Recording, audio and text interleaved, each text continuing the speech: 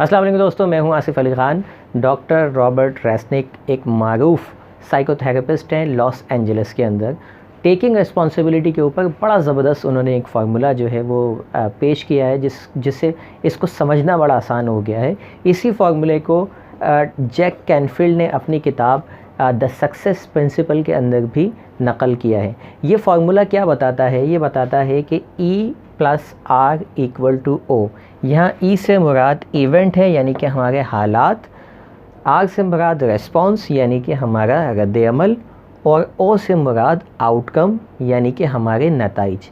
ये बताते हैं कि हमारे जितने भी हमारी ज़िंदगी में नताइज हैं, आउटकम्स हैं, मिसाल के तौर पे अगर हमारी ज़िंदगी में फेलियर्स हैं या हमारी ज़िंदगी में कामयाबियां हैं या हमारी ज़िंदगी में खुशी है या हमारी ज़िंदगी में स्ट्रेस डिप्रेशन है, जो कुछ भी हमारा आउटकम है इसका ताल्लुक़ दो चीज़ों से है। यानी अगर आपको अपना आउटकम अपने ज़िंदगी के नताइज पसंद नहीं है तो आप दो चीज़ों को ब्लेम दे सकते हैं, कसूरवार ठहरा सकते हैं। उनमें से एक चीज़ है आपके हालात। मिसाल के तौर पे हालात अच्छे नहीं हैं, हुकूमत अच्छे नहीं है, मेरे जो है वो दोस्त अहबाब अच्छे नहीं हैं, बॉस अच्छे नहीं हैं, नौकरी अच्छी नहीं है, रिलेशनशिप अच्छी नहीं है, वग़ैरह वग़ैरह। आप दुनिया जहान के हालात जो भी आपकी ज़िंदगी में ये नताइज जिसकी वजह से भी ख़राब हैं, आप उन हालात के ऊपर वो ज़िम्मेदारी शिफ्ट कर सकते हैं कि इनकी वजह से मेरे साथ ये मसाइल हैं। यानी मिसाल के तौर पे अगर मेरी ज़िंदगी में फेलियर हैं, मैं रिश्ते नातों में फ़ेल हो चुका हूँ, मैं अपनी जॉब में फ़ेल हो चुका हूँ, करियर में अपने फ़ेल हो चुका हूँ, तो इसकी वजूहात जो हैं वो मेरे हालात हैं। और हालात में वो हुकूमत भी हो सकती है, वो आपके टीचर्स भी हो सकते हैं, वो आपके पेरेंट्स भी हो सकते हैं, XYZ। आप इन हालात को ज़िम्मेदार ठहरा सकते हैं। डॉक्टर रॉबर्ट बताते हैं दूसरी वजह आप बना सकते हैं कि आपका जो रद्द-ए-अमल है, रेस्पॉन्स है चीज़ों के मुताल्लिक, वो इसका ज़िम्मेदार है। यानी कि मेरे जॉब इसलिए नहीं रही कि मेरा वहाँ बिहेवियर अच्छा नहीं था। आप किसको ब्लेम दे रहे हैं? अपने रद्द-ए-अमल को।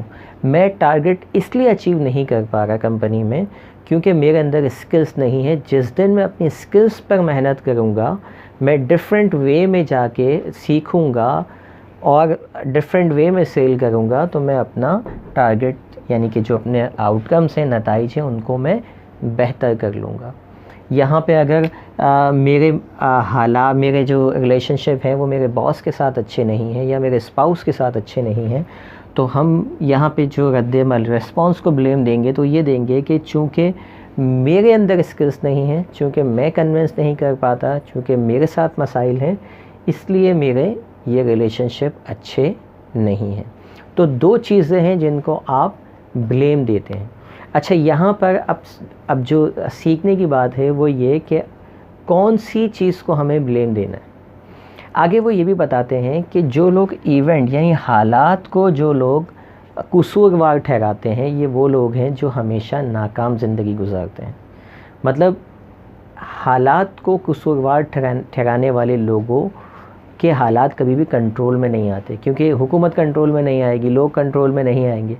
तो आपका रिमोट कंट्रोल किसके हाथ में है? दूसरों के हाथ में है। जब वो बदली होंगे, जब हुकूमत बदली होगी, जब टीचर्स बदली होंगे, जब बॉस बदली होगा, जब नौकरी बदलेगी, तो मेरे आउटकम क्या होंगे? बेहतर होना शुरू हो जाएंगे।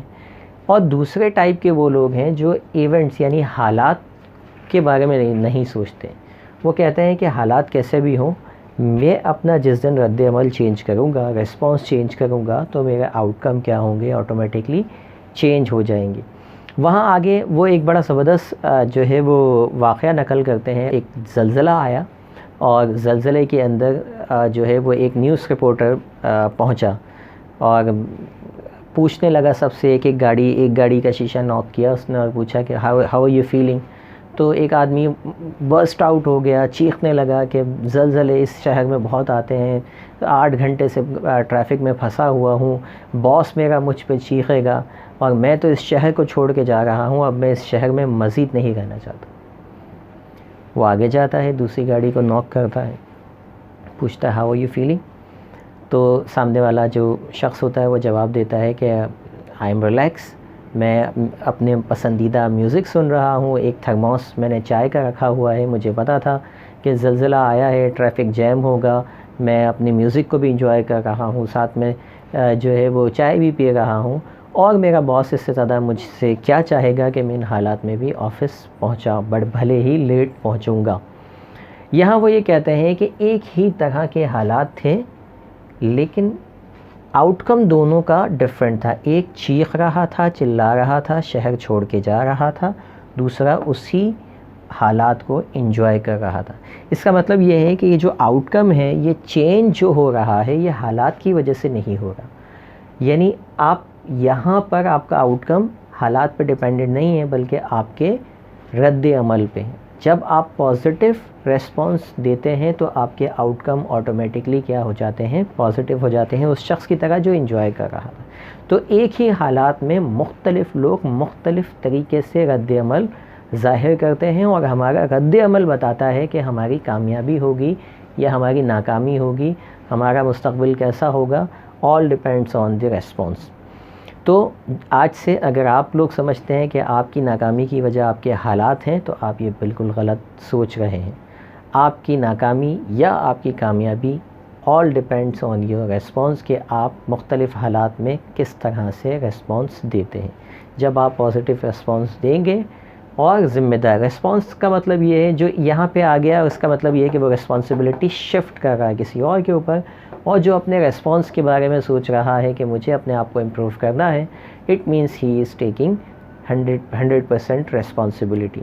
तो रिस्पॉन्सिबिलिटी लीजिए और अपने आउटकम को तब्दील कीजिए। यही कामयाबी का राज है। अगर आप कामयाबी आप जो है वो अपने नाकामी की वजह हालात पे रखते रहेंगे, तो यकीन जानिए ज़िंदगी में कभी भी आप कामयाब नहीं हो सकते। मज़ीद वीडियोस के लिए सब्सक्राइब कीजिए हमारे चैनल को और प्रेस कीजिए बेल के आइकन पर। शुक्रिया।